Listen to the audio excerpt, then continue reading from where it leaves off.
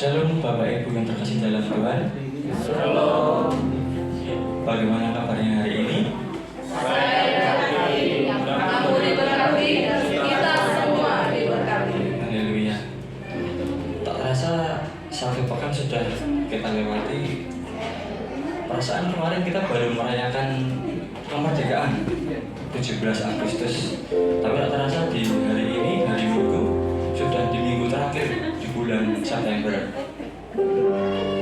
Bapak Ibu, pagi ini saya mau mengajak untuk kita boleh kembali merefleksikan kehidupan kita, di mana penyertaan Tuhan itu tidak pernah lepas dari kehidupan kita. Amin. Pagi ini saya mau mengajak Bapak Ibu untuk kita boleh bersaat teduh, kita mau bawa hati pikiran kita mau boleh fokus. Ini waktu kita untuk memuji muliakan Tuhan. Mungkin bila di keseharian kita dalam doa mungkin, oh Tuhan, aku rindu Tuhan. Tuhan, aku ingin Kau jamah hatiku. Pagi ini saya boleh mengajak Bapak Ibu untuk kita boleh penyadaran kembali akan hadirat Tuhan itu boleh turun dalam kehidupan kita masing-masing. Kita akan pujikan kami berdoa Tuhan.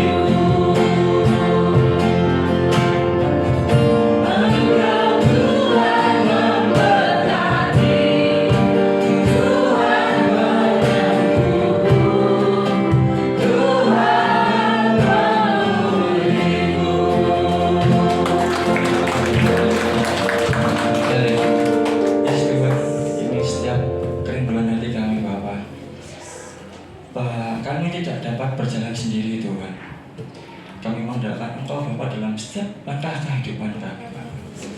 Maka ada Tuhan pimpin setiap langkah kehidupan kami, sehingga setiap hari kami boleh semakin serupa akan Engkau Bapak.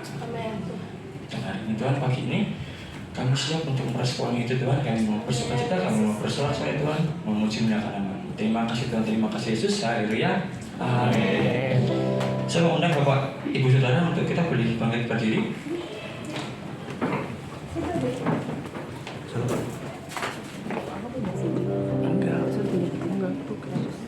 Ada sukacita hari ini Bapak Ibu? Amin. Saya belum melihat wajah-wajah bersukacita. Boleh tolong senggol kanan kiri, perkatakan kami diberkati. Kamu diberkati. Kamu diberkati. Kamu diberkati. Kamu diberkati. Kamu diberkati. Haleluya. Amin. Untuk ini kita mau memuji muliakan Tuhan, kita mau angkat satu pujian, ajarku berdiam.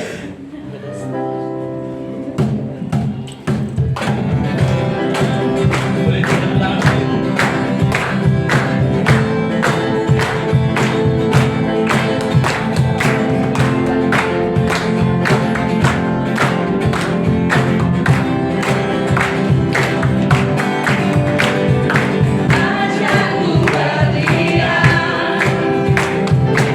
Dekati hatimu.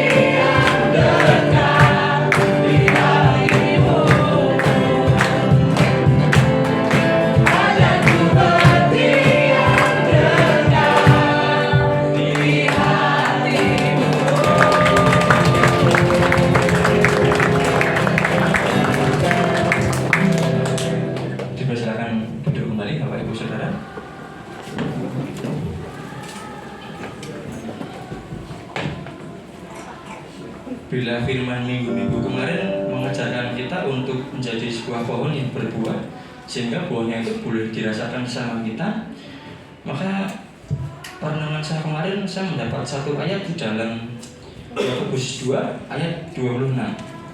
Sebab seperti tubuh tanpa roh adalah mati, demikian jugalah iman tanpa perbuatan-perbuatan adalah mati. Dari perenungan ini saya kembali diajarkan bahwa kita sebagai satu individu tidak mungkin bisa hidup sendirian. Seringkali mungkin kita ada di titik bawah, kita butuh orang lain untuk mensupport kita. Pesan yang saya tangkap adalah jangan pernah tinggalkan mungkin komsel atau perkumpulan ibadah, karena dalam setiap perkumpulan di mana ada pujian penyembahan pasti ada damai sejahtera dalam hati kita masing-masing. Bapak Ibu, saya mau ajak Bapak Ibu untuk kita boleh mempersiapkan hati dan pikiran. Kita akan menerima firman Tuhan. Sebelumnya kita akan pujikan menjadikan aku indah.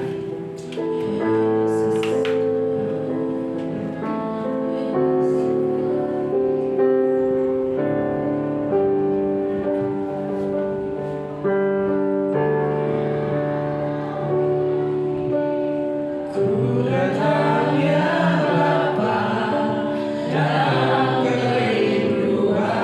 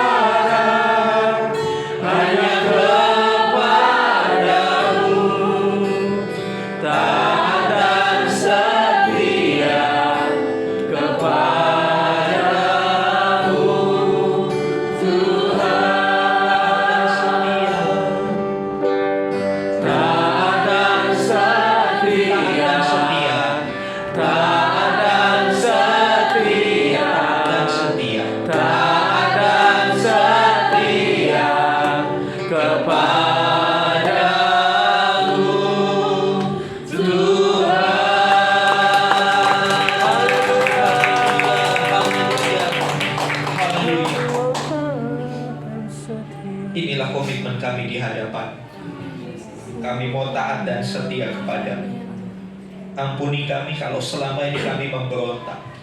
Kami lebih memilih jalan kami sendiri.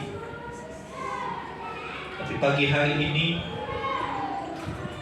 biarlah kami kembali ke jalan-jalannya Tuhan. Biarlah kami kembali berharap kepada Tuhan. Karena sesungguhnya di luar Tuhan tidak pernah ada harapan. Semua yang ditawarkan dunia adalah kepalsuan. Sebab itu kami mau taat dan setia hanya kepada Tuhan. Roh Kudus bantu kami. Dan biarlah firman yang hidup itu mengajari kami bagaimana kami harus hidup taat dan setia kepada Tuhan.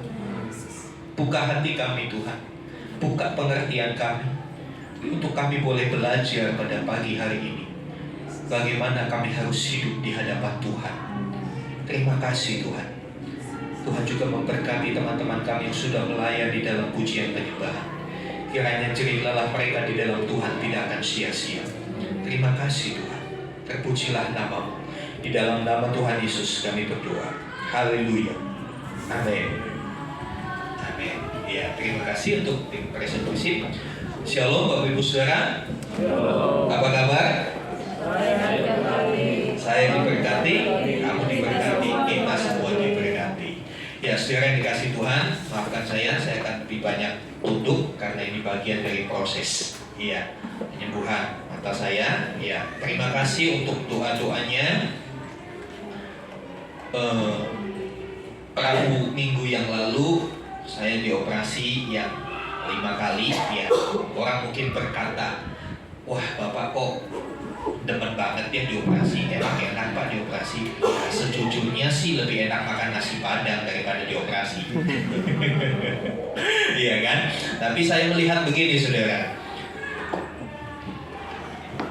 saya melakukan itu dengan satu tujuan, supaya saya mendapat penglihatan yang lebih baik. Tujuan itu yang membuat saya kuat, tujuan itu yang membuat saya tetap enjoy melewati setiap prosesnya. Dan saya tahu Tuhan ada bersama kita, bersama dengan saya dalam setiap proses itu.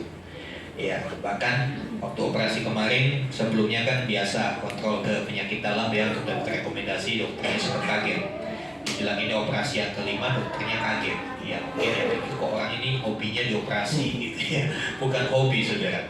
Itu adalah satu usaha untuk mencapai tujuan. Nah, saya percaya dalam kehidupan ini setiap kita Tuhan sudah rancang untuk kita sampai pada tujuannya Tuhan, destininya Tuhan dalam hidup kita. Ya, kadang-kala tujuan Tuhan itu berbeda dengan keinginan kita. Tapi percayalah bahwa tujuan Tuhan itu jauh lebih baik daripada apa yang pernah kita bayangkan. Amin. Ya, saudara yang dikasih Tuhan, hari ini kita mau belajar tentang tanam-tanaman. Kita mau belajar tentang pohon ara, ya. Ya, pohon ara di kebun anggur. Loh, ini kan judulnya aneh ya, pohon ara kok di kebun anggur? Kalau di kebun anggur banyaknya pohon anggur, tapi kok ada pohon ara di kebun anggur? Pohon ara ya harusnya di kebun ara. Ya. Nah, inilah ya yang menarik daripada pengajaran-pengajaran Tuhan Yesus. Tuhan selalu membuat sesuatu yang di luar kebiasaan, ya, di luar kebiasaan. Saudara yang dikasih Tuhan, mari kita membaca dulu di dalam Lukas pasal yang ke-13. Ya, bagian Alkitab ini 2 minggu yang lalu sudah disampaikan oleh hambanya Pak Agustinus. Saya bukan mau mengkoreksi, tapi ketika beliau menyampaikan kebenaran ini, Roh Kudus menyingkapkan hal-hal yang baru.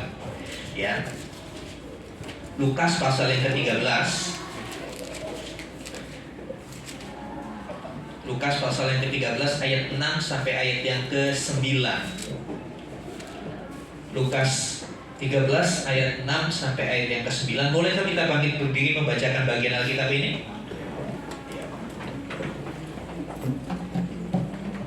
Kita baca bersama-sama, gak usah balap-balapan seperti angkot. Ya, gak usah saling mendahului. Hitungan ketiga, 1, 2, 3. Lalu Yesus mengatakan perumpamaan ini, seorang mempunyai pohon ara yang tumbuh di kebun anggurnya, dan ia datang untuk mencari buah pada pohon itu, tetapi tetapi ia tidak menemukannya. Lalu ia berkata kepada pengurus kebun anggur itu, sudah 3 tahun aku datang mencari buah pada pohon ara ini, dan aku tidak menemukannya. Tebanglah pohon ini. Untuk apa ia hidup di tanah ini dengan percuma? Jawab orang itu, Tuhan, biarkanlah dia tumbuh tahun ini lagi. Aku akan mencampur tanah sekelilingnya dan memberi pupuk padanya. Mungkin tahun depan ia berbuah. Jika tidak, tebanglah dia. Amin. Berbahagia setiap kita yang membaca, merenungkan, dan melakukan firman Tuhan. Silakan duduk Bapak Ibu Saudara. Iya, menarik dari kisah ini, ya, saya tidak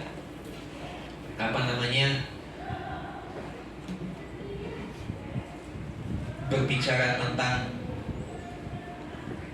sesuatu yang sulit, sesuatu yang sederhana yang ditampilkan oleh Tuhan Yesus dalam perumpamaan ini. Dikatakan dalam ayat yang ke-6, lalu Yesus mengatakan perumpamaan ini. Jadi ini adalah sebuah perumpamaan, ya, bahasa kerennya metafora, ya. Seorang mempunyai pohon ara yang tumbuh di kebun anggurnya. Ada pohon ara di kebun anggur. Tadi seperti saya katakan, biasanya kalau kebun anggur ya isinya pohon anggur. Kenapa di kebun anggur ada pohon ara?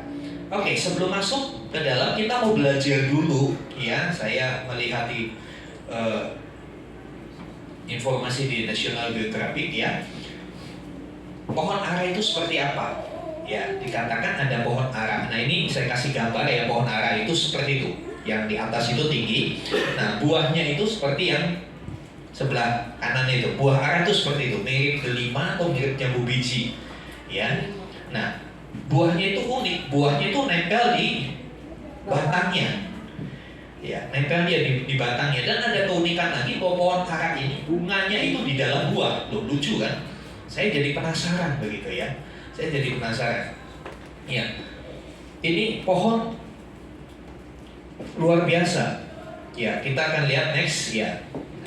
Ya, ini ilustrasi ada pohon ara di tengah kebun anggur. Yang bergaris-garis itu kebun anggur, ya. Kita tahu tanaman anggur itu tanaman yang merambat, jadi perlu ada rambatan untuk dia bertumbuh. Ya, di tengah pohon anggur, di tengah kebun anggur ada pohon ara yang besar itu di tengah. Ya, next kita akan lihat informasi seputar pohon ara. Ya, ada informasi apa yang kita bisa pelajari dari pohon ara? Ya, pohon ara dapat tumbuh hingga 10 meter dengan batang yang berwarna abu-abu dan memiliki diameter batang kira-kira 17,5, jadi cukup besar ya, segini, ya, selingkar kepala orang dewasa begitu, ya. Sistem perakaran pohon ini dangkal dan menyebar di dalam tanah yang mencapai 15 meter persegi. Jadi kalau pohonnya di sini, akarnya itu bisa nyebar sampai 15 meter ke sana, 15 meter ke sana, 15 meter ke sana, ke semua arah. Ya, dan akarnya bisa mencapai kedalaman 6 meter. Jadi pohon ini aktif di dalam, ya, untuk menghisap sari-sari makanan, ya, untuk mencari sumber-sumber makanan, ya. Kemudian buah dan daunnya dapat dimakan karena memiliki khasiat dalam membantu proses penyembuhan berbagai penyakit, ya. Dan yang menariknya, pohon ini bisa mulai berbuah di usia 6 bulan. Kalau saudara tanam pohon mangga cangkokan sekalipun minimal 2-3 tahun, betul? Ya. Tapi pohon ara ini, ya, dalam bahasa pertanian orang Jawa itu genja, cepat berbuah. Ya, 6 bulan saja sudah bisa menghasilkan buah. Buah pertama, walaupun gak begitu banyak, tapi sudah bisa berbuah. Dan produksi buahnya makin meningkat seiring pertambahan usianya. Jadi makin pohon itu makin tua, makin banyak buahnya. Ya, biasa kalau tanaman-tanaman yang lain, contohnya sawit. Sawit itu makin tua pohonnya, buahnya makin berkurang produksinya. Tapi pohon ara ini makin tua, makin banyak berbuah. Saudara dikasih Tuhan, selanjutnya fakta yang menarik lainnya adalah pohon ara bisa tumbuh di mana saja. tanpa perlu perawatan khusus. Ya, informasi yang saya dapatkan di Israel itu banyak pohon ara, dan mereka itu pohon ara tumbuh dengan sendirinya. Beda dengan pohon anggur yang harus dirawat sedemikian rupa, ya, dipupuk, dikondisikan, mendapat cahaya matahari yang cukup baru bisa menghasilkan buah, dipangkas. Kalau pohon ara dari sejak dia tumbuh sampai berbuah udah dibiarin aja dia bisa berbuah. Artinya dia memiliki satu kemampuan, satu potensi untuk berbuah dengan sendirinya. Nah, saudara yang dikasih Tuhan, di dalam Alkitab itu saya mencatat, saya melihat ada 3 pohon. Pohon nyata ya, beda dengan pohon kehidupan, itu istilah. Ada 3 pohon yang disebut, yang dipakai sebagai metafora, sebagai perumpamaan. Yang pertama pohon ara, yang kedua pohon anggur, yang ketiga pohon zaitun. Ya, 3 pohon ini seringkali disebut di Alkitab. Dan pohon ara ini menarik, saudara. Pohon ara, buah ara, atau dalam bahasa Arabnya buah tin. Ya, buah tin, kalau saudara mendengar saudara-saudara kita umat Muslim, ada satu bagian dari Al-Qur'annya surat At-Tin. Ya, surat At-Tin itu artinya buah ara, surat buah ara. Jadi keberadaan pohon ara itu dipakai lambang untuk beberapa agama, Yahudi, Kristen, Muslim, dan Buddha. Buddha juga menyebut pohon ara. Ya. Dan saudara dikasih Tuhan, ini menarik. Kenapa Tuhan memakai contoh pohon ara untuk menggambarkan kehidupan orang percaya? Ya, saudara yang dikasih Tuhan, seperti tadi dikatakan, pohon ara itu baik buah maupun daunnya bisa dinikmati. Ya. Kemudian pohon ara itu cepat berbuah. Ya, makin tua makin banyak buahnya. Sebetulnya seperti itulah yang Tuhan inginkan dalam kehidupan kita. Kita cepat menghasilkan buah. Amin. Dan semakin lama kita di dalam Tuhan, hendaknya buahnya semakin banyak. Ya. Saudara yang dikasih Tuhan, kita akan lihat next. Ya, sekarang ya, kita lihat pohon ara itu ada di kebun anggur.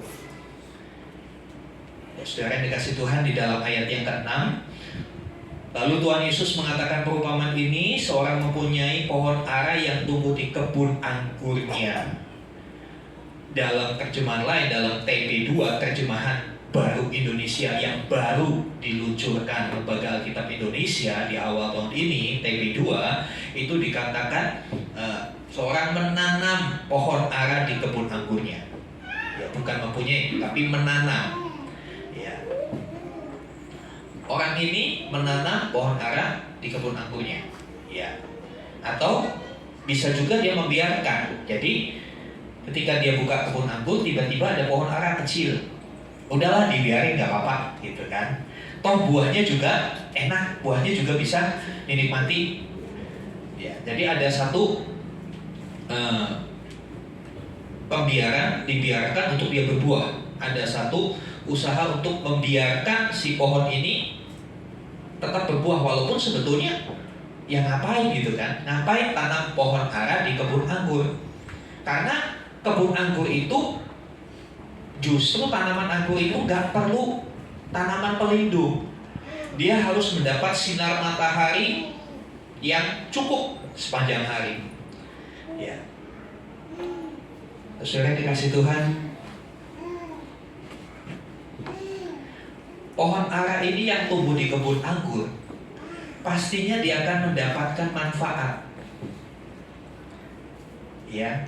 Untuk soal pupuk, dia memang nggak perlu pupuk, tapi karena dia ada di kebun anggur, dia juga boleh menikmati pupuk yang diberikan untuk pohon-pohon anggur. Karena tadi kita perhatikan di ciri-cirinya pohon ara, akarnya itu bisa merambat begitu jauh. Ya, jadi ketika si pemilik kebun ini kasih pupuk ke tanaman anggurnya, pohon ara menikmati nggak, saudara? Menikmati. Dijaga, dilindungi, iya, menikmati. Saudara dikasih Tuhan, sebetulnya ini jelas sekali menggambarkan kehidupan kita. Orang-orang non-Yahudi, orang-orang non-Israel yang boleh percaya kepada Tuhan Yesus. Kita tahu bahwa Tuhan Yesus diutus pertama kali untuk orang Israel. Ya. Untuk orang Israel. Dia tidak lahir di Pulau Jawa, dia tidak lahir di pinggir Danau Toba. Dia lahir di Bethlehem. Ya, untuk orang Israel. Tetapi karena orang Israel menolak Tuhan, sampai hari ini orang Israel, orang Yahudi itu tetap berpegang pada Taurat dan tidak mau percaya kepada Kristus, Tuhan Yesus yang adalah Mesias. Karena itulah keselamatan dibuka buat bangsa-bangsa dengan satu tawaran, barang siapa percaya dia tidak binasa. Saudara dan saya adalah orang-orang yang ada dalam kategori ini. Kita adalah orang-orang yang menjawab panggilan Tuhan untuk percaya kepada Kristus dan diselamatkan. Amin. Nah, kita itu seperti pohon ara yang ditaruh di kebun anggur. Kebun anggur Tuhan adalah Israel sebetulnya. Tapi kalau saudara membaca di dalam Yesaya pasal yang ke-6, bagaimana Tuhan marah dengan kebun anggurnya. Coba kita lihat sebentar. Saya tidak catat di PPT, tapi kita lihat sebentar di dalam Yesaya pasal yang ke-6.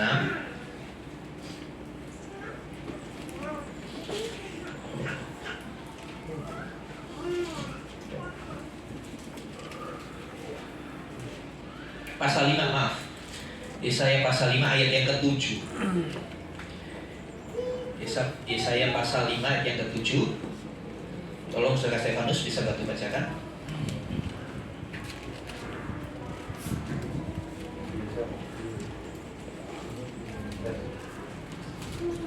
Dipencet dulu.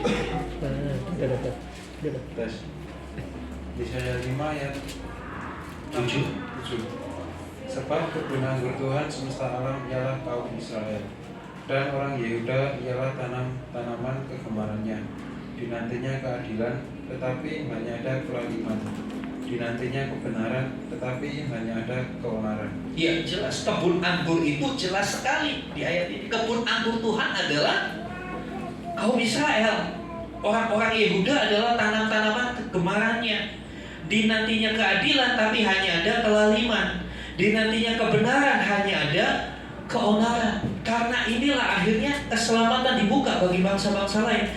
Padahal untuk kebun anggur itu di dalam ayat-ayat sebelumnya, ya, di dalam ayat pertama saya akan bacakan Yesaya 5 ayat yang pertama. Aku hendak menyanyikan nyanyian tentang kekasihku, nyanyian kekasihku tentang kebun anggurnya. Kekasihku itu mempunyai kebun anggur di lereng bukit yang subur.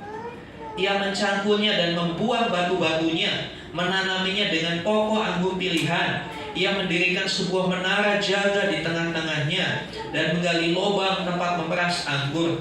Lalu dinantinya supaya kebun anggur itu menghasilkan buah anggur yang baik, tetapi yang dihasilkannya ialah buah anggur yang masak. Tuhan tidak kurang-kurang memberikan anugerahnya kepada orang Israel, tapi Israel menolak anugerah Tuhan, menyia-nyiakan anugerah itu, sehingga anugerah Tuhan itu ditawarkan kepada bangsa-bangsa lain, kepada suku-suku lain, termasuk suku Jawa, suku Batak, ya, suku Ambon. Saudara dan saya, kita adalah orang-orang yang beroleh anugerah. Sebetulnya target utamanya itu bukan kita, target utamanya Israel, tapi karena mereka menolak, di-share.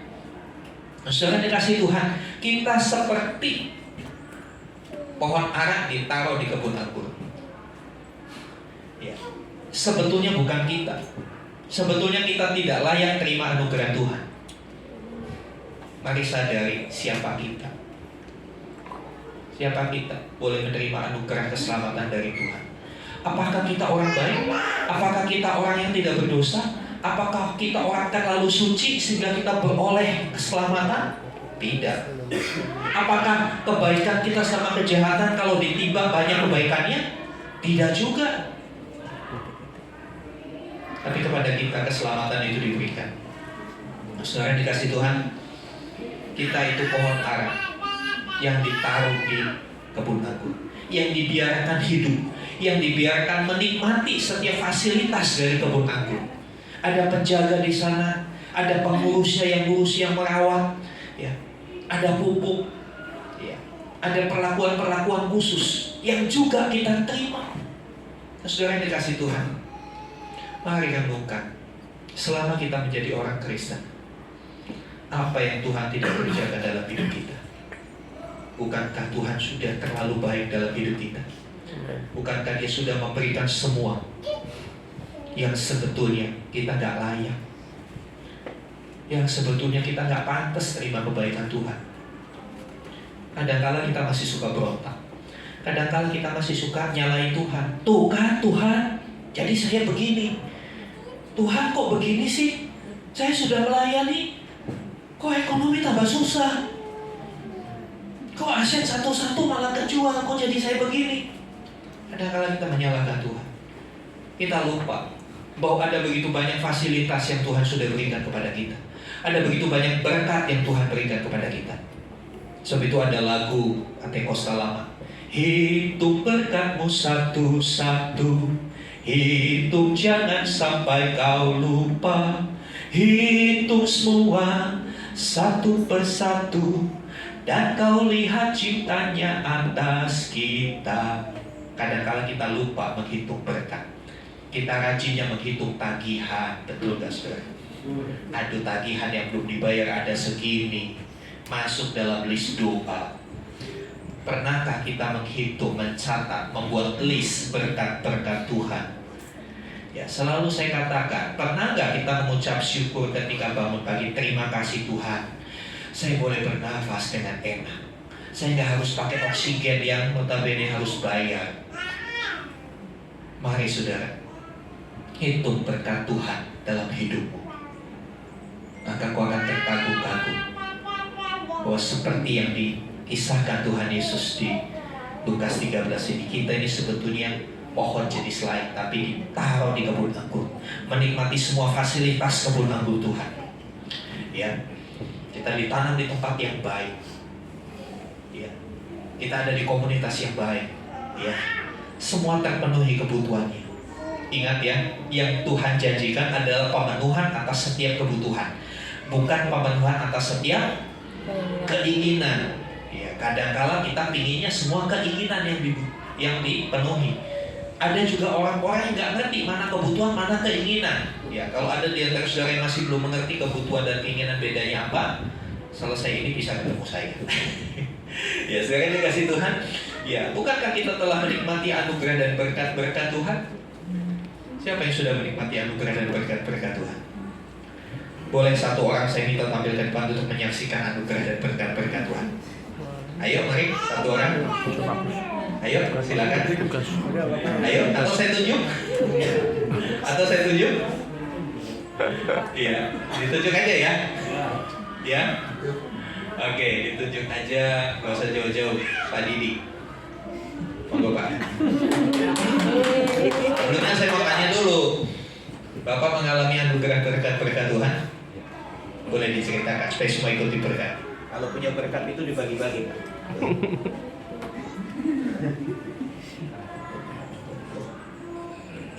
Baik. Ya, terutama kalau ini saya dapat konsumen itu tanpa saya iklan ya. Saya nggak ada iklan. Terusnya tiba-tiba ada orang menghubungi saya, Pak, saya Agni namanya itu, cowok. Saya saudaranya ini. Bapak katanya bisa ini membantu saya untuk punya rumah. Oh bisa. Ya, saya cerita bahwa saya mendapatkan itu tanpa usaha saya sebetulnya ya, tanpa usaha saya mengiklan, tapi atas rekomendasi orang. Gitu. Dan kemarin puji Tuhan closing. Ya. Itu aja Pak, terima kasih Pak. Ya, puji Tuhan. Saudara yang dikasih Tuhan, sebagai informasi, bukan iklan, Pak Didi ini pekerjaannya adalah marketing perumahan. Jadi kalau saudara perlu rumah bisa tanya Pak Didi. Ya, sekarang dikasih Tuhan. Saya percaya kalau setiap kita mau sadar, ada begitu banyak kesaksian yang kita bisa sampaikan bahwa Tuhan itu benar-benar keren banget dalam memberkati kita. Amin. Ya, next. Ya, selanjutnya ayat 13 ayat 6 bagian B itu mengatakan, ya lalu Tuhan Yesus mengatakan perumpamaan ini, seorang mempunyai pohon ara yang tumbuh di kebun anggurnya, dan ia datang untuk mencari buah pada pohon itu, tetapi ia tidak menemukannya. Rupanya pohon ara ini gak berbuah. Ya pastinya ketika si pemilik kebun itu membiarkan atau menanam pohon ara itu tumbuh, tujuannya apa saudara? Tujuannya untuk bisa menikmati buahnya. Toh kalau dipikir ya, kalau misalnya ini pohon ara yang masih kecil ya, tumbuh di sini, sekitarnya pohon anggur. Paling enggak dengan kehadiran si pohon ara ini, seharusnya bisa ditanam anggur di sini, betul nggak? Tapi tempatnya anggur diambil sama dia. Ini kan sudah privilege, sudah hak istimewa dia. Si pemilik biarin, toh buah ara juga enak, buah ara juga baik. Biarin aja dia tumbuh, supaya saya juga bisa makan pohon ara, nggak pohon anggur terus. Sekali-kali kan ada variasi buah, bosan juga makan anggur, begitu ya mungkin ya. Dibiarkan. Dan selanjutnya, kenapa kok begitu datang nggak berbuah? Yang dikatakan dia datang untuk mencari buah pada pohon itu, tetapi tidak menemukannya. Ya, untuk poin ini sudah dibahas panjang lebar 2 minggu yang lalu oleh Pak Agus. Silakan saudara review lagi di YouTube gereja. Ya, pohon buah ditanam dengan tujuan untuk diperoleh buahnya. Ya, kalau nggak berbuah bagaimana? Ya sudah, tidak tepat sasaran dong. Ya, kita lanjutkan ayat 7 ya. Lalu ia berkata kepada pengurus kebun anggur itu, sudah 3 tahun aku datang mencari buah pada pohon ara ini, dan aku tidak menemukannya. Sudah 3 tahun. Jadi ya seharusnya sudah berbuah, betul gak saudara? Tadi kita melihat informasinya 6 bulan aja udah bisa berbuah. Ini 3 tahun, harusnya udah beberapa kali dia berbuah. Udah cukup banyak buah yang harus bisa dihasilkan. Tetapi tidak menemukannya. 2 kali dikatakan aku tidak menemukannya. Ayat 6 tadi dikatakan dia datang mencari buah, tidak menemukan. Kemudian dia bilang lagi sama pengurus kebun anggur, udah 3 tahun aku datang cari buah pada pohon ara ini, tapi aku gak menemukannya. Saudara, jujur ini templatan buat saya sebagai gembala GBT Faithful Community. Apa yang begitu kuat berbicara dari yang ini? Kata 3 tahun. Gereja kita menuju 3 tahun, betul? Saya merinding ketika merenungkan ini. Udah 3 tahun aku cari. Apakah sudah ada buah dari jemaat? Saya nangis sama Tuhan. Saya nangis sama Tuhan. Ampuni saya Tuhan. Kok saya melayani masih banyak kurang. Dan saya mau bagikan ini buat saudara. Udah 3 tahun kita berjemaat di tempat ini. Udah 3 tahun kita ditanam di kebun anggur. Udah 3 tahun kita menikmati anugerah Tuhan, pertolongan Tuhan. Please, hasilkan buahmu. Hasilkan buahmu, saudara. Kuat sekali ayat ini bicara. Kata 3 tahun ini gak kebetulan, saudara. 3 tahun. Desember nanti kita 3 tahun. Maka ketika dia datang, ketika pemilik kebun itu datang, sudahkah dia menjumpai buah itu? Adakah buah yang kita sudah hasilkan? Saudara yang dikasihi Tuhan, sebelum saya sampaikan firman ini firman menghantam saya. Ini firman menghancurkan hati saya. Dan saya mau bagikan buat saudara, kita bisa berbuah bersama. Amin. Kata 3 tahun ini bicara begitu kuat. Seharusnya sudah berbuah. Apa buah itu? Ya kalau pohon ara buahnya bukan buah anggur. Pohon ara buahnya adalah buah ara. Orang percaya harus menghasilkan buah. Berupa apa? Orang percaya lagi. Berbuah itu berarti bermultiplikasi. Ya. Yang pertama, berbuah itu artinya bermultiplikasi. Dan yang kedua, berbuah itu artinya bisa dinikmati. Ya. Apakah hidup kita bisa dinikmati? Apakah hidup kita sudah seperti nama komunitas kita, Impactful Community? Sudahkah komunitas kita menikmati buah kita? Saya tahu dalam setiap komunitas, perpecahan, perbedaan pendapat, salah paham, itu hal yang wajar. Tapi saya berharap itu semua bisa mendewasakan kita. Itu semua boleh membuat kita menjadi pribadi-pribadi yang lebih sabar, pribadi-pribadi yang bisa jadi berkat buat orang lain. Saudara yang dikasih Tuhan, kesabaran itu tidak bisa dihasilkan lewat penumpangan tangan. Penumpangan kaki malah bikin gak sabar lagi, malah marah orang itu kalau ditumpangi kaki.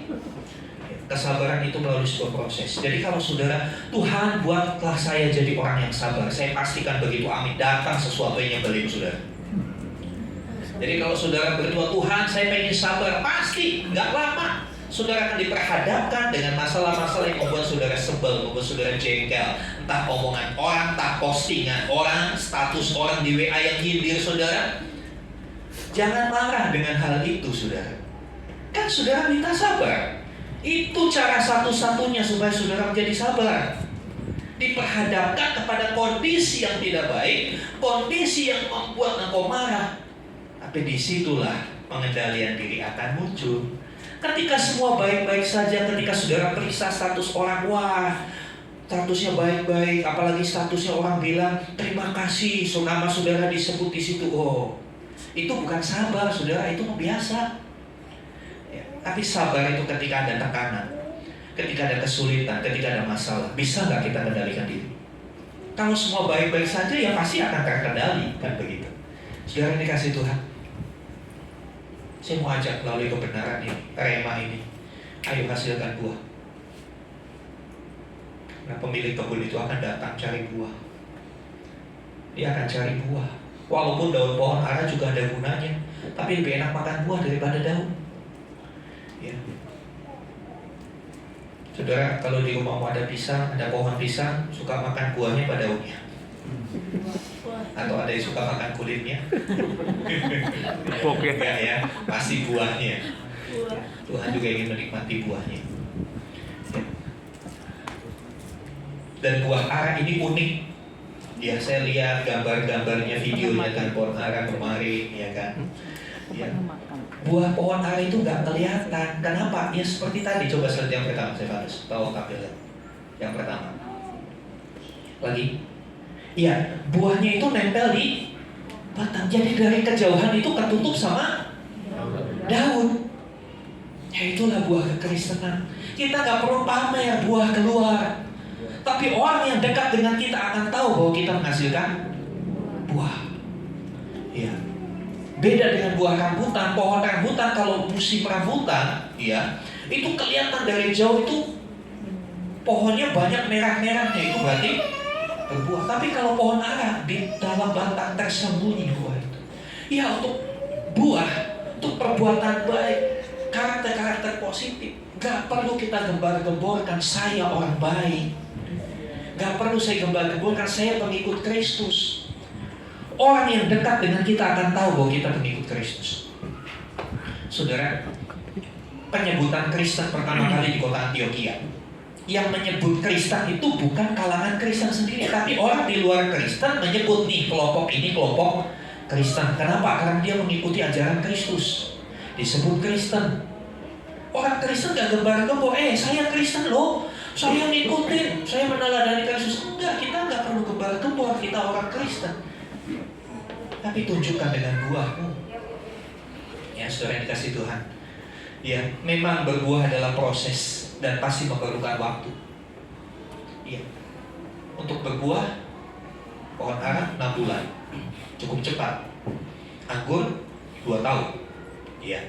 Seharusnya sebelum anggur itu berbuah, pohon ara sudah berbuah. Ya.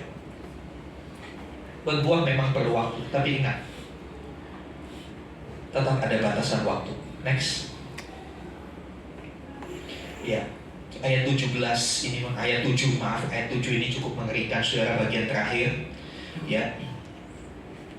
Setelah dia berkata, sudah 3 tahun aku datang mencari buah pada pohon ara ini dan aku tidak menemukannya. Maka vonisnya apa? Baca sama-sama. Gak ada yang berani nyebut ini. 2, 3. Tebanglah pohon ini. Untuk apa dia hidup di tanah ini dengan percuma? Terjemahan Indonesia Literal Translation mengatakan, tebanglah pohon ini. Mengapa pula dia menyia-nyiakan tanah ini? Dalam terjemahan Perjanjian Baru juga begitu. PP2. Ya. Buat apa dia hanya hidup sia-sia di situ? Jadi sekali lagi, hidup kita akan sia-sia kalau kita tidak berbuah. Ya, hidup kita akan sia-sia kalau kita tidak berbuah. Minggu yang lalu Ibu Gembala sampaikan bagaimana menyia-nyiakan anugerah Tuhan. Jangan sampai kita menyia-nyiakan anugerah Tuhan, karena konsekuensinya jelas sekali. Tebanglah pohon itu, akan dibinasakan, betul? Ditebang itu dibinasakan. Dia tidak diizinkan lagi menikmati semua fasilitas yang sebelumnya dinikmati. Ya, kita tadi sudah bicara, pohon itu dibiarkan menikmati fasilitas, bahkan ikut dijaga, ikut dipupuk, ikut disiram. Tapi kalau tidak berbuah, tebang. Artinya apa, saudara? Kata 3 tahun ini bicara soal, ya, ada batas. Ya, ada batas. Ya. Jangan sampai Tuhan menunggu kita terlalu lama. Ya. Mengapa harus ditebang? Karena sia-sia, tidak sesuai tujuan.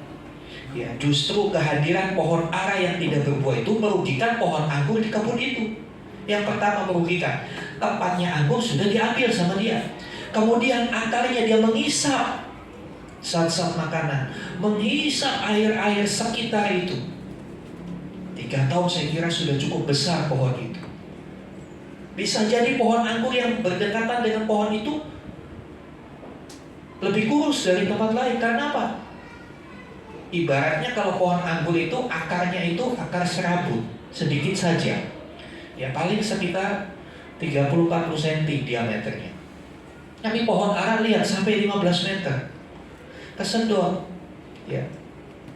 Kalau sumur pompa, ibaratnya kalau pohon ara ini daya hisapnya seperti jet pump. Kalau pohon anggur itu seperti pompa sanyo biasa. Kalah dia. Kadang kalah. Kenapa harus sampai ditebang? Karena kita menyia-nyiakan anugerah Tuhan. Dan yang kedua, karena kita justru merugikan orang lain. Kita menjadi batu sandungan buat orang lain. Makanya tegas sekali pemilik itu bilang, tebang aja. Mungkin kita juga kalau punya pohon yang gak berbuah-berbuah, sebel juga ya, tebang aja. Ya. Tapi kita lihat, selalu ada kesempatan. Yes, itulah anugerah Tuhan yang tidak terbatas. Ya, di dalam ayat yang ke-8, jawab orang itu, Tuhan, biarlah dia tumbuh tahun ini lagi. Aku akan mencangkul tanah sekelilingnya dan memberi pupuk kepadanya. Saudara yang dikasih Tuhan, selalu ada kesempatan. Ya, mungkin kita gagal. Saya selalu bilang, Tuhan Yesus selalu kasih kesempatan, selalu kasih ruang untuk kegagalan kita. Ya, ketika Simon Petrus gagal dengan dia menyangkali Tuhan, di tepi danau itu Tuhan datang lagi sama dia. Dia tanya, apakah kau mengasihi aku? Tuhan masih kasih ruang. Tuhan masih kasih kesempatan buat setiap kita. Ya mungkin saudara sadar, oh hidupku selama ini masih jadi batu sandungan. Oh hidupku selama ini belum menjadi berkat. Dengar baik-baik, kabar gembiranya adalah masih ada kesempatan. Tuhan selalu memberi kesempatan untuk bertobat dan berbuah. Ya, Tuhan tidak menghendaki kematian orang berdosa, tapi Dia menghendaki orang berdosa itu bertobat. Akan ada pengurus kebun yang akan merawat dan memupuknya supaya bisa berbuah. Akan ada pengurus kebun. Siapa pengurus kebun ini dalam hidup kita? Yang pertama adalah Roh Kudus, karena Roh Kudus dikatakan Dia adalah penolong yang akan menuntun kita kepada segala kebenaran. Roh Kudus yang akan menolong kita untuk kita menghasilkan buah. Pengurus itu siapa? Saya boleh terjemahkan pengurus itu adalah kami hamba-hamba Tuhan yang terus, kami tidak ingin satu orang pun binasa. Saya dan istri tidak ingin satu orang pun di antara saudara yang terlempar, yang dengan sedih harus ditebang, harus dipotong dari semua fasilitas-fasilitas yang Tuhan berikan, tidak lagi menerima anugerah Tuhan. Kami tidak ingin itu. Sebab itu kami siang malam kami bersyafaat buat jemaat. Siang malam kami sebut nama saudara satu persatu. Tuhan berkati, Tuhan tolong, Tuhan tolong. Saya gak mau satu orang pun di antara saudara yang ditebang. Dia bilang, pengurus kebun ini berkata, Tuhan, biarin 1 tahun lagi. Dengan kata lain, Tuhan kasih kesempatan lagi. Tuhan beri waktu, Tuhan. Ya. Ini adalah pelayanan doa, pelayanan doa syafaat. Ketika kita melihat ada orang yang sudah menjauhkan diri dari kasih karunia Tuhan, bukan sepatutnya kita mengutuk, tapi sepatutnya kita perhadapkan masalahnya kepada Tuhan. Tuhan, tolong dia, jangan tebang dia, Tuhan, jangan tebang. Dia mencangkul, dia kasih pupuk, kasih support, ingatkan dengan firman Tuhan. Saudara yang dikasih Tuhan, saya melihat sungguh kasih setianya tidak pernah berkesudahan. Ya. Masalahnya, maukah kita dipupuk? Maukah kita dirawat? Maukah kita kembali diproses oleh Tuhan? Ya.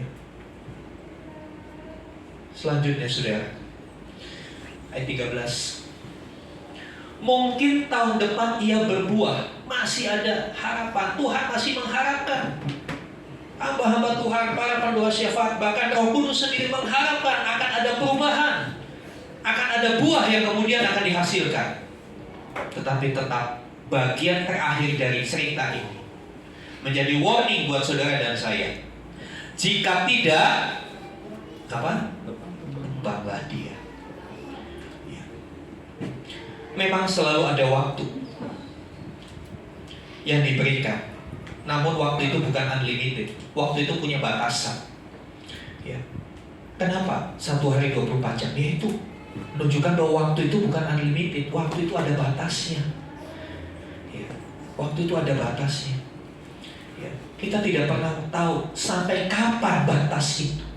Pengertian tahun depan, 1 tahun lagi, tahunnya ini tahun yang seperti apa? Apakah tahun yang 12 bulan? Atau tahun yang seperti apa? Nobody know, gak ada yang tahu.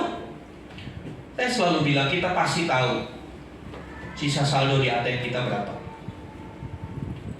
Kita tahu, tapi kita gak pernah tahu sisa waktu kita berapa. Kita gak pernah tahu sisa waktu kita berapa. Bukan berarti yang angka usianya itu lebih banyak itu duluan, enggak jaminan. Saya melihat justru ya banyak kasus. Ya dulu ada tetangga kami yang sakit itu istrinya seminggu 3 kali cuci darah, yang mati suaminya dulu, istrinya sekarang sehat. Kita nggak tahu sudah. Itu rahasia Tuhan. Cuma biar ini menjadi satu peringatan. Kita bersyukur masih ada kesempatan, amin. Tapi ingat, kesempatan itu juga ada batasnya. Next. Ya. Kesempatan itu ada batasnya. Terakhir, ya, kelewatan terus. Ya, peringatannya ada di 3 ayat ini. Mari kita membuka bersama-sama di Efesus 5 ayat 12. 16.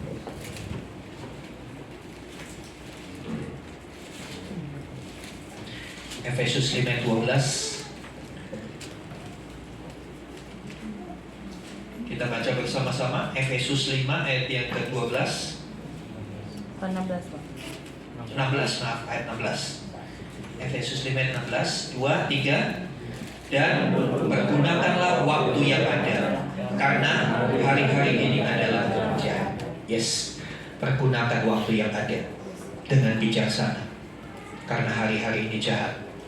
Ya, kita tahu kejahatan dunia semakin meningkat. dalam hal kualitas maupun kuantitas.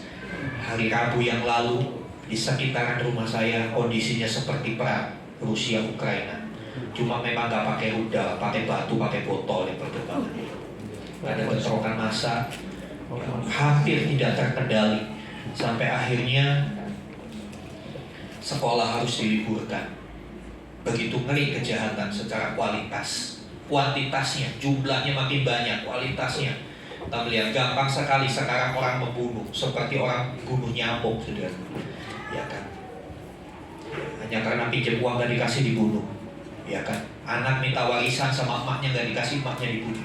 Ngeri, saudara. Sebab itu pergunakan waktu yang ada,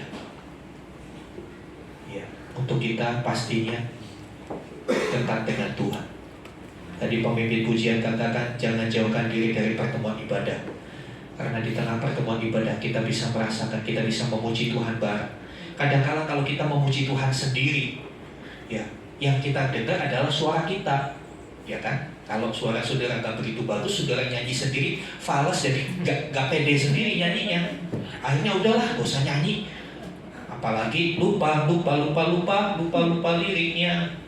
Macet di tengah. Tapi ketika dalam komunitas berdoa, menyanyi bersama, lupa liriknya, ingat masih bisa ngikut-ngikut. Suara kita fals, kita pelanin, kita dengar suara saudara kita yang merdu, kita bisa dikuatkan. Itulah pentingnya komunitas, itulah pentingnya persekutuan ibadah. Jadi saudara yang dikasih Tuhan, pergunakan waktu. 1 Petrus 4 ayat 2.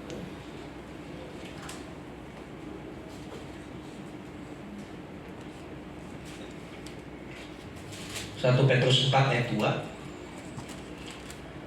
Kita baca sama-sama. 2, 3. Supaya waktu yang sisa jangan kamu pergunakan menurut keinginan manusia, tetapi menurut waktu yang sisa. Kita nggak tahu sisa berapa hari, berapa bulan, berapa tahun. Ada yang tahu sisa waktunya berapa lama? Nggak ada. Ayo, sisa waktu yang ada kita gunakan. Bukan lagi untuk mengikuti keinginan dunia ini, tapi kita gunakan menurut kehendak Allah. Gimana kita bisa menggunakan waktu menurut kehendak Allah? Baca firman Tuhan, supaya kita ngerti apa yang Tuhan kehendaki dalam hidup kita. Apa yang Tuhan kehendaki ketika saya sedang dibully? Apa yang Tuhan kehendaki ketika usaha saya gagal? Ketika ekonomi sedang melemah, apa yang Tuhan kehendaki? Belajar dari firman. Jangan belajar dari drama Korea, saudara. Itu prinsip dunia yang disampaikan di sana. Ya. Saudara yang dikasih Tuhan, terakhir Wahyu 12 ayat 12.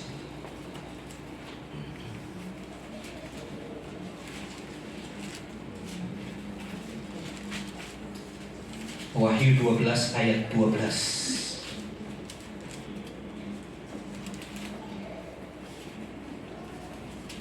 Kita baca sama-sama. Wahyu 12 ayat 12. 2, 3. Karena itu bersukacitalah hai surga dan hai kamu sekalian yang diam di dalamnya. Celakalah kamu hai bumi dan laut, karena iblis telah turun kepadamu dan geraknya yang dahsyat, karena ia tahu bahwa waktunya sudah singkat. Kalau iblis aja tahu waktunya udah singkat, kenapa anak-anak Tuhan gak menyadari bahwa waktu kita sudah sangat singkat? Biarlah 3 ayat penutup ini menjadi peringatan buat kita semua. Ya, sudah berapa lama kita menikmati berkat Tuhan? Apakah sudah ada buah yang kita hasilkan? Kalau belum, masih ada kesempatan. Selama masih ada nafas, masih ada kesempatan untuk kita memberi buah. Selama masih ada nafas, masih ada kesempatan untuk kita berdampak buat orang-orang di sekitar kita. Tapi ingat, kesempatan itu juga terbatas. Ya, kesempatan itu terbatas. Yang parahnya lagi, kita gak dikasih tahu batasnya berapa lama. Kita gak dikasih tahu deadline-nya nih, kapan selesainya. Jadi selagi masih bisa bangun pagi hari itu, buatlah satu kebaikan. Hari itu, buatlah satu hal yang menyenangkan Tuhan. Hari itu, lakukanlah kehendak Bapa. Karena kita tidak tahu, akan ada saatnya kita sudah tidak bisa lagi bangun, kita sudah tidak bisa lagi menghirup udara segar. Kita nggak pernah tahu kapan itu akan datang pada setiap kita. Selagi masih ada kesempatan, ayo sama-sama kita gunakan kesempatan ini untuk benar-benar memproduksi buah. Jangan katakan nggak bisa. Ya, karena tiap pohon, ya pohon ara itu tidak perlu bekerja keras, tidak perlu melakukan banyak hal. Dia cukup mengikuti sesuatu yang alamiah. Jadi pohon ara berbuah itu sesuatu yang alamiah, ya, sesuatu yang alamiah. Kecuali kalau pohon pucuk merah keluar buahnya, itu aneh, nggak pernah ada kan begitu. Atau pohon kangkung ada buahnya, makan buah kangkung nggak ada ya. Tapi kalau pohon buah, ya dengan sendirinya akan menghasilkan buah. Demikian juga setiap anak-anak Tuhan. Asal kita tetap nempel di pokoknya, tetap nempel dengan Tuhan, selama itulah kita masih bisa berbuah. Masalahnya mau atau tidak. Mari sama-sama kita datang pada Tuhan. Kita bangkit berdiri. Haleluya, haleluya, haleluya, haleluya. Saya undang tim present worship.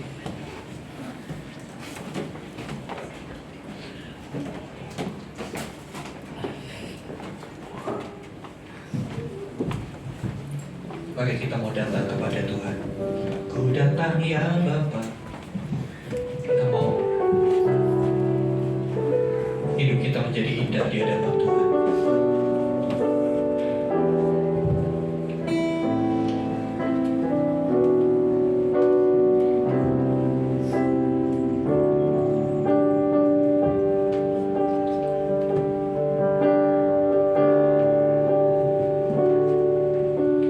Memandang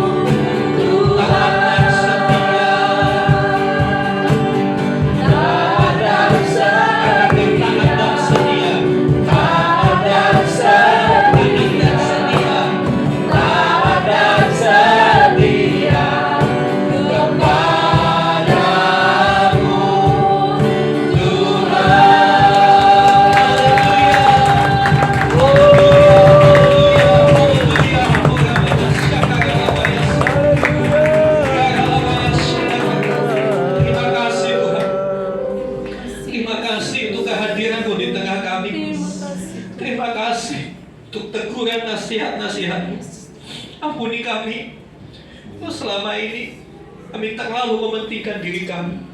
Tanpa sadar kami menjadi batu sandungan buat orang lain. Dan pada akhirnya ketika Engkau datang, Kau tidak menemukan apa-apa. Kau tidak menemukan buah dari hidup kami. Ampuni kami Tuhan, ampuni kami.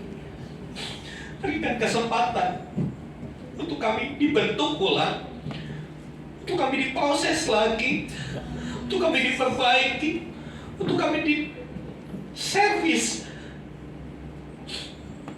Roh Kudus, ini umatmu GBT Faithful Community. Cangkuli hidup kami, cangkuli hati kami. Buang setiap batu-batu yang ada dalam hati kami. Cabut setiap akar-akar yang pahit dalam hati kami. Rawat kami lagi Roh Kudus. Balut setiap luka hati. Sembuhkan setiap kepahitan, sembuhkan setiap kekecewaan. Dan ubah cara berpikir kami. Baik kami memikirkan apa yang baik, apa yang manis, apa yang berkenan, apa yang kudus. Karena kami mau setelah 3 tahun kami berkomunitas, kami bisa menghasilkan buah. Kami boleh menjadi indah dan Kau pandang mulia. Kami menjadi kebun anggur kesukaan Tuhan. Terima kasih Tuhan. Terima kasih untuk kehadiran-Mu, terima kasih untuk kebenaran firman-Mu. Roh Kudus mampukan kami untuk menghidupinya hari demi hari. Kami percaya kami akan melewati hari-hari di depan dengan cara yang berbeda. Karena kami tahu kami tidak mau sama lagi seperti dulu. Terima kasih Tuhan. Terima kasih. Di dalam nama Tuhan Yesus kami berdoa. Haleluya. Amin. Amin. Silakan duduk saudara. Silakan.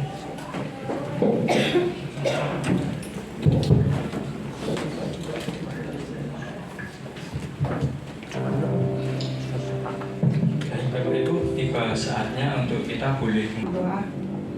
Allah Bapa yang kami sembah dalam nama Tuhan Yesus Kristus, kami bersyukur Tuhan di pagi hari ini kami sudah memuji memuliakan nama Tuhan. Biarlah nama-Mu ditinggikan Bapa. Tuhan, kami sudah mendengar sebagian dari firman-Mu.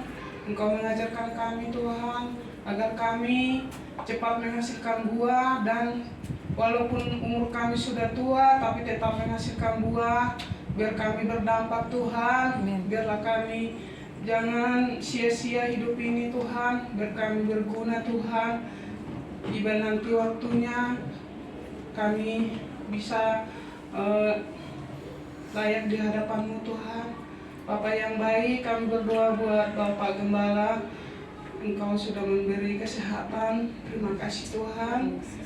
Walaupun masih proses Tuhan, kuatkan Bapak Gembala kami Tuhan menjalani proses untuk kesehatan mata Tuhan. Biarlah Engkau pulihkan penglihatannya Bapak. Pakailah Bapak Gembala ini lebih lagi Bapak untuk menggembalakan kami umat-umat-Nya. Ya Tuhan Yesus, berkati keluarga Bapak Gembala, Ibu Dia, sama anak-anaknya Tuhan. Cukupkan segala keperluan mereka Tuhan. Kami berdoa juga Tuhan buat bangsa dan negara kami ini. Kami serahkan Indonesia dalam tangan-Mu Bapa. Biar Engkau yang selalu melindungi negara Indonesia, pulihkan negara kami Tuhan. Biar negara kami ini negara yang makmur Tuhan. Terima kasih Tuhan. Biar negara kami juga takut akan Engkau. Berkati semua Tuhan, Presiden kami sampai ke jajarannya Tuhan. Pakai mereka untuk membawa negara kami ini untuk lebih lagi Tuhan. Terima kasih Bapak. Sebentar lagi kami mau pulang Tuhan. Lindungi kami dalam perjalanan agar kami sampai di tempat kami dengan selamat tak kurang suatu apapun. Terima kasih Bapak, kami terima berkat-Mu dari Bapak Gembala kami. Bapa di surga, kami bersyukur bahwa bulan ini ada beberapa saudara-saudara kami yang berulang tahun. Kami bersyukur untuk saudara Yosia Erlangga Agustinus, saudari Sharon Puspita, saudara Yonatan Satria, saudara Stefanus, dan Bapak Rudi Manurung yang dalam bulan September Tuhan sudah tambahkan usia. Kiranya seiring pertambahan usia mereka terus ditambahkan pemahaman, pengenalan akan Tuhan, sehingga mereka boleh menghasilkan buah. Makin lama makin banyak buahnya. Terima kasih Tuhan, yang sementara sekolah Tuhan memberkati di tengah-tengah perkuliahannya, yang bekerja Tuhan memberkati di tempat pekerjaannya, yang berwira swasta Tuhan juga memberkati, yang sementara menantikan panggilan pekerjaan, kami percaya Tuhan sediakan pekerjaan yang terbaik buat kami. Terima kasih Tuhan, terima kasih. Kami juga bersyukur kalau hari ini kami boleh bersukacita. Kami bersyukur Tuhan, karena Tuhan selalu memberikan kami kesempatan. Biarlah kami boleh bijaksana menggunakan waktu yang ada untuk kami hidup di dalam jalan-jalannya Tuhan. Terima kasih Tuhan. Mari Bapak Ibu Saudara, buka hatimu, angkat tanganmu, pandanglah Tuhanmu. Sekarang terimalah kasih karunia dari Bapa di surga, di dalam kasih dan karya Tuhan Yesus Kristus, bersama dengan persekutuan pengurapan Roh Kudus. Terimalah berkat-berkat jasmani, terlebih lagi berkat rohani. Jadilah berkat dimanapun Tuhan menempatkan engkau. Karena itu pergilah, jadikanlah semua bangsa muridku. Baptislah mereka dalam nama Bapa dan Anak dan Roh Kudus, dan ajarlah mereka melakukan segala sesuatu yang telah aku perintahkan kepadamu. Dan ketahuilah aku menyertai kamu senantiasa sampai kepada akhir zaman. Demikianlah Tuhan Yesus akan datang kembali, menjemput kita yang percaya, menjemput kita yang dewasa di dalam Kristus. Dan Dia akan membawa kita masuk dalam kebahagiaan kekal di tempat yang telah Dia sediakan, supaya di mana Tuhan Yesus berada, di situ pun kita boleh berada. Terima kasih Tuhan, kami terima segala berkat anugerah-Mu di dalam nama Tuhan Yesus Kristus. Haleluya. Amin. Amin. Kiranya Kau memberkati aku berlimpah-limpah dan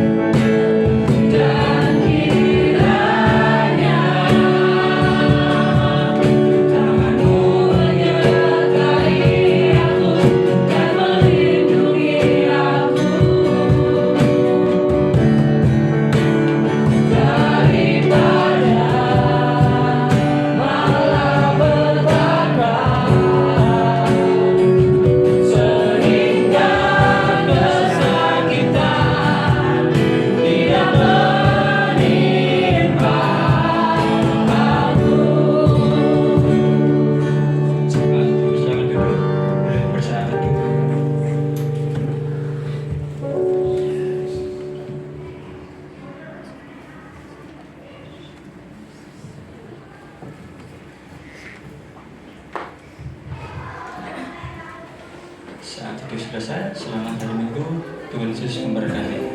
Selamat hari Minggu.